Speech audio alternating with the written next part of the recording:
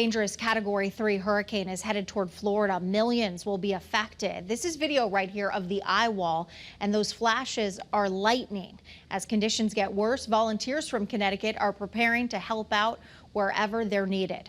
Channel 3 Hartford Bureau Chief Aya Galal is live at the American Red Cross in Farmington with a lot more. Aya.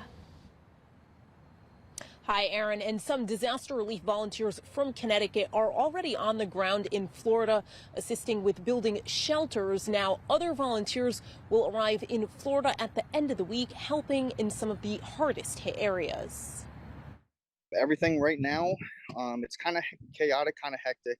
Joshua Labby is originally from Connecticut, but now lives in Hudson, Florida. His area is not far from Tampa, which Hurricane Ian could be hitting directly. The atmosphere right now, you could definitely tell you're in a state of emergency. It's hard to get gas right now. A lot of the gas stations are all either empty or are currently only selling a certain amount. Propane tanks are really hard to get a hold of.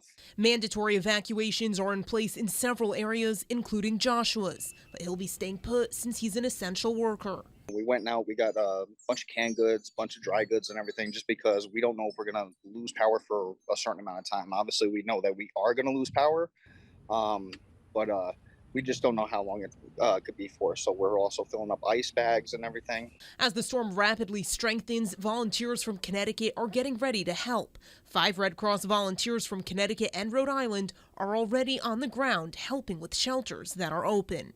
We have over a dozen volunteers that are ready to deploy, and they will in fact have their flights by the end of the week once we know what's happening with the storm going through. Hundreds of trained volunteers are prepared to help with relief efforts. Once the affected personnel are trying to get back to their homes, we help with their recovery. So we have cleanup crews and assessment that occurs at that point. And folks in the hurricane's path are bracing for the worst. It's definitely a little bit nerve-wracking, but, you know, we're staying strong down here.